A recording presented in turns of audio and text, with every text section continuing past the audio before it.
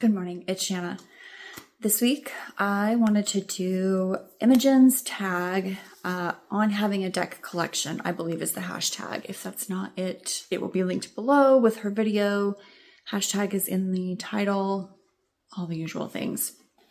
I thought it sounded a lot of fun, and I have intentionally avoided watching too many of these. I have seen, 3 or 4, and I just watched Kim over at Somatic Sorceress's video, and I really wanted to participate. So before I watch too many more, I feel when I do that, I get a little swayed by the answer, so I don't want that to happen.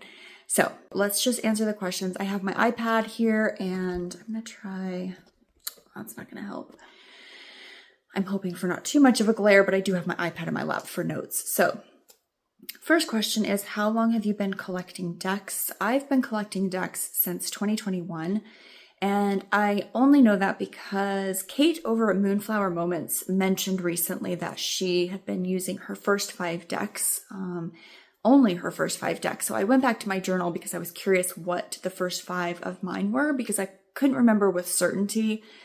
Anyway, so journal entries, I just did that a few days ago, and it started in August of 2021, which is when I bought my first deck. And then the rest of the decks came pretty quickly after that. I had, a dozen or so by that December, and the rest is history. So what kind of collection do you have is question 2. So she has minimal, utilitarian, aesthetic, historical, etc. I would say, I feel like a lot of us have used eclectic, because I feel like, when you have multiple decks, it's kind of hard not to have an eclectic collection. But I do think my collection leans a little serious. Like, it's not lighthearted and fun and kooky. So maybe utilitarian, now that I'm kind of processing what that might mean, because I do like to use all of my decks. I love for them to each have a job, at least one specific job. And so sometimes when I think, oh, I'd really like to work with this deity, or I'd really like to focus on herbalism, I really want to find that very special, specific deck for that job. And I guess maybe at the end of the day, that could be an excuse to buy yet another deck. It could be, but it's enjoyable, and I do use them for that. And if it winds up that I don't use them for that job and I'm not using them, then I wind up rehoming them. So I'm fine with it. Whatever my reasons are, I'm fine with it. Okay, number 3 is, are you a completionist? And I would say no, generally speaking. There are a lot of creators out there, and a lot of them also have multiple decks that they've created, and I don't find myself being pulled to getting all of them. I think a lot of decks are different enough. I think each creator creates their decks differently enough that I'm just not drawn to all of them. Like, I'm drawn to the one for this one specific reason, and does that make sense? I'm sure that makes sense. So yeah, no, I'm just not, which is good, because that would be a real problem for my wallet if I did find myself wanting all of the decks from every creator. So the one exception I would say is Paulina Faye's decks. I do have all of hers. She has a few Oracle. She's got several Tarot, and for whatever reason, the biggest reason is that her deck, the Paulina Tarot, was my first deck. And so I've just, and then I moved on to the Joie de Vivre and bought that one. And then it sort of just snowballed from there, because it's mass market. I don't really have a problem buying them. And she also does have a playing card deck, which I also have. And, she has an Oracle deck that's out of print that I have. And so that's been fun. So yes, but no, overall, generally speaking, I do not consider myself a completionist. Okay, number 4, how do I store or organize my collection? I have multiple ways. So I have my shelf here that is right next to my desk. These are the ones that I kind of rotate in seasonally, monthly, throughout the year. And then I have the ones here on my shelf that are hanging. Those are the ones that just stay there all the time. They're my everyday decks. This one is the Soul Cats Tarot. This one is these are my runes. Sorry, I lied. These are my runes. And then this is the Line Strider and Otherkins combo deck that I chose one card from each as I went in order and created a single tarot deck. So that's what those are. I have decks in my nightstand. I have decks on my nightstand. I have decks in my closet next to my morning altar. I have decks downstairs in a enclosed bookshelf. I have 2 enclosed bookshelves with decks. That's not the only thing. I mostly have books in those. But I also have decks. I keep decks in my kitchen cupboard. Those are the ones I work with like in the kitchen when I'm cooking. So they're stored. Oh, and then I also have a cabinet in my guest bedroom. So yeah, they're kind of all over the house, but they are organized in a place where they each have their own home. So thankfully I've been fortunate enough to have places for them, and I don't enjoy just having them out. Otherwise that would make me crazy. Okay, what is my favorite thing about my collection? I would say just the sheer number of decks that I have, which, it really doesn't matter how many I have. You could have 5, you could have 500. But the number I have is my favorite part. I enjoy having a selection, no matter what it is I'm working with, who I'm working with, what genre I'm trying to encapsulate, or feeling I'm trying to, just all the things, right? Like there's so many different ways that you can use tarot, and I enjoy having a deck for anything that I can possibly think of. That's my favorite thing. I love having a ton of decks. It's fun, it's satisfying, it's fulfilling, and I have no regrets. So, what is my least favorite thing about my collection, or something that I would improve? I don't know that I could improve on this, but my least favorite thing is just the fact that I have so many to rehome, which I don't have that many. There's probably like 20-ish that I want to rehome at any given point.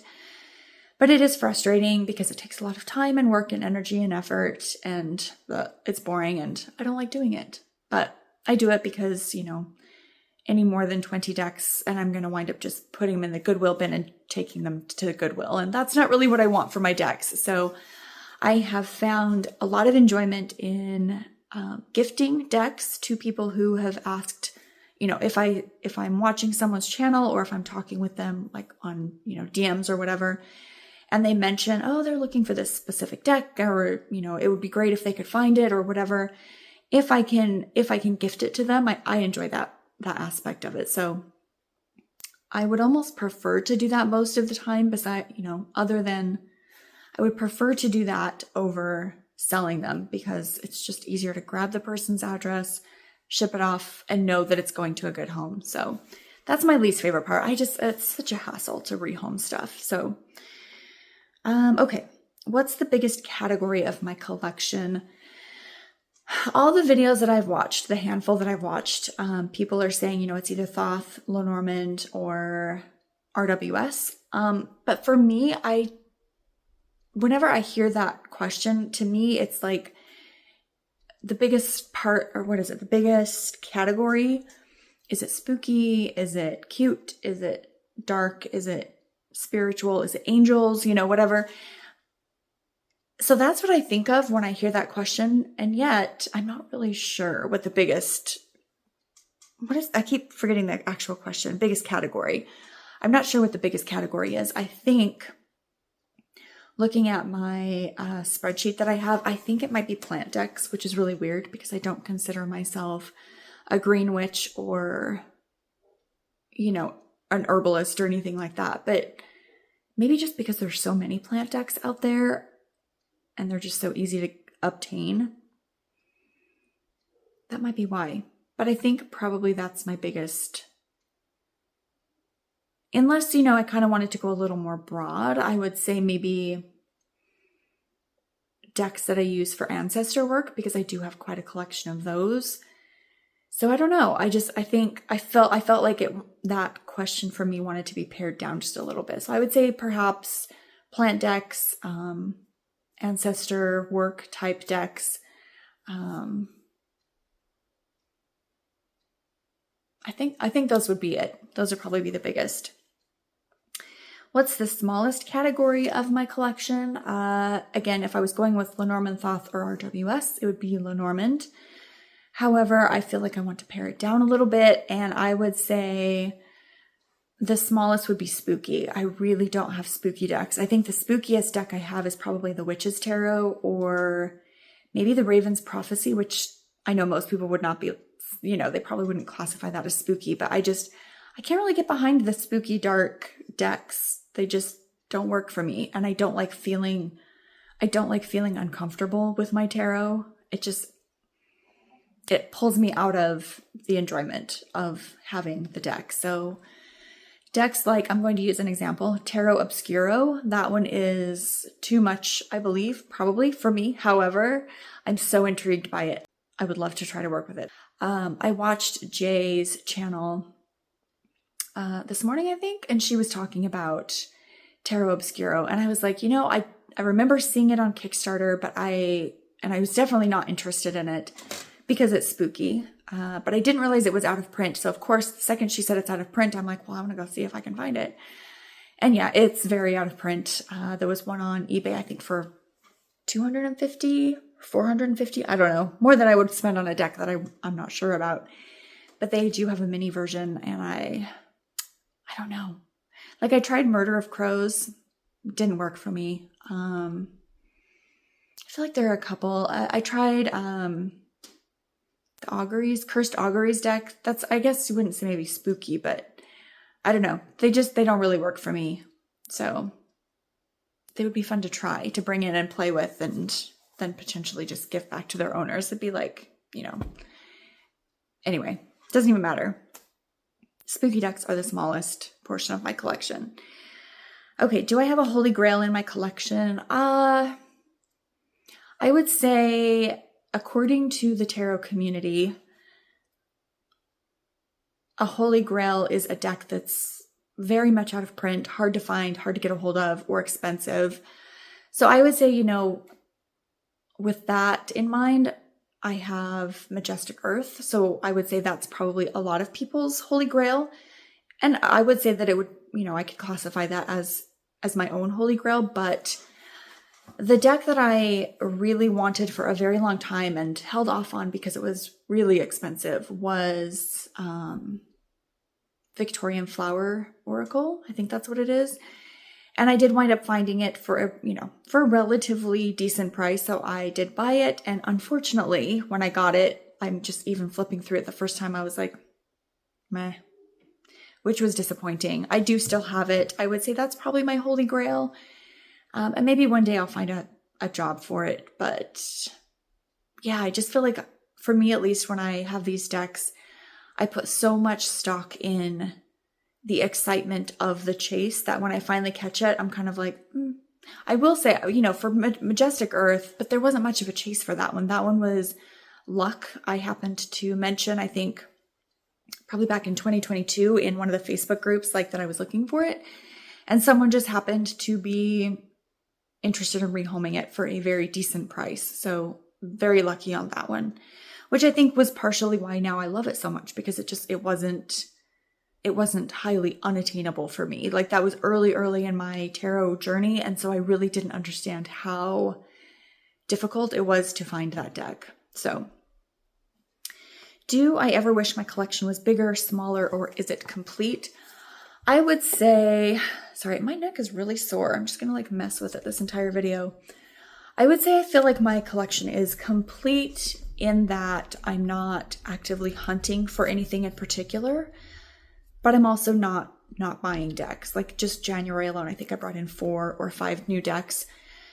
But I'm happy with where it's at. Like, if I could never buy another one, I'd be happy. I will say, on that note, if I could never buy another deck, I would completely stop watching TarotTube. I would probably not go back on Instagram. I don't want to know about any of the new decks because that would be difficult to see new decks coming out and seeing one that I would want. But I think, if I could get rid of those things, I would be happy with my collection. So But I enjoy buying tarot. It's fun. I like finding things that suit a specific need or a want or something that I'm currently working with or that I want to explore. I enjoy that aspect, and I enjoy the fact that I'm able to. So yeah. Okay, how often do I declutter my collection? I declutter very often. I would say probably every other month. I'm going through, pulling out a deck, and I just add it to the cupboard, where I keep all of my Rehome decks. It's a cupboard that I don't really, the only thing I have in that cupboard are seasonal decorations, like things that I put on my shelves or my kitchen table, that kind of thing that sort of change out seasonally. So I really don't get in there often, which is nice because that means I don't have to see them or think about them. And there's been a couple times where I've pulled something back out. I'm like, no, I need to hold on to that. So often is how often I do my decluttering. Okay, do I ever get envious seeing other people's collections? I did in the beginning, for sure. It was, I don't know if frustrating is the word. I was jealous. I'm super, super envious of everyone's collections. The bigger channels where they had several hundred decks. And I was just like, man, how cool would it be to be like, to have collections like that? But I'm at a point now where my size collection is good for me. So I feel like I've sort of hit that sweet spot. I feel like everyone's number is different. And I feel like my number, I've attained that number. So I'm good with where I'm at. Very satisfied.